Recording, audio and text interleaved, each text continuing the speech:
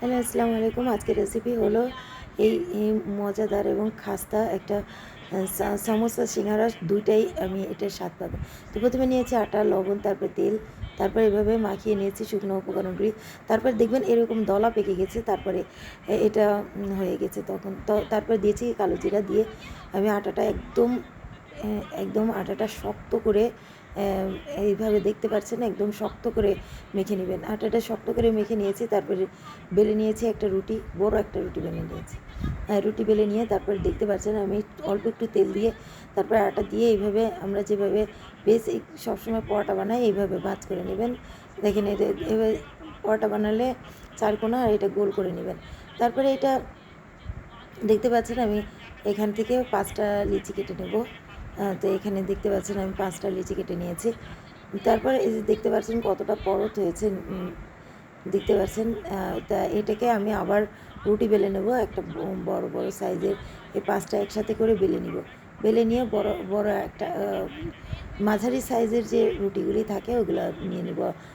একটু মোটা করে বেলবেন, এই যে মোটা করে রুটি বেলেছি। তারপরে রেস্টে রেখে দেবো। তারপরে এখানে নেব পুরের জন্য আমি বাদাম নিয়েছি, তারপরে পেঁয়াজ, তারপরে এখানে নিয়েছি কাঁচামরিচ, আদা রসুন বাটা, তারপরে এখানে বেসিক মশলা, চাট মশলা আর হলো আর ধনে গুঁড়া, জিরা গুঁড়া, এগুলা বেসিক মশলা আর হলো জিরা। তো এইগুলা দিয়ে হলুদ গুঁড়া, তারপরে লাল মরিচ গুঁড়া, তারপরে দিয়েছি একটু কিমা। আমি এইটাকে আদা রসুন হলুদ দিয়ে আমি একটু সেদ্ধ করে নিয়েছিলাম। সেদ্ধ করে নিয়ে কিমা বানিয়ে নিয়েছি। তারপরে নিয়েছি রুটিটাকে অর্ধেক করে নিয়েছি। অর্ধেক করে নিয়ে তো দেখতে পাচ্ছেন এইভাবে দেখতে পাচ্ছেন খুবই সহজভাবে এটা বানানো হয়েছে।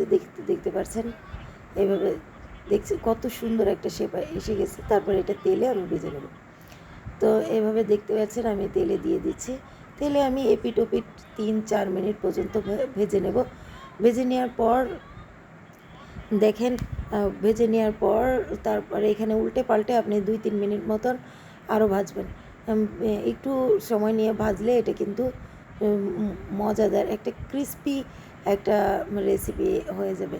তো দেখতে পাচ্ছেন খুবই সহজভাবে আমি এই রেসিপিটা ইফতারে রাখতে পারেন, বিকেলের নাস্তায় রাখতে পারেন, বাচ্চাদের টিফিনে রাখতে পারেন।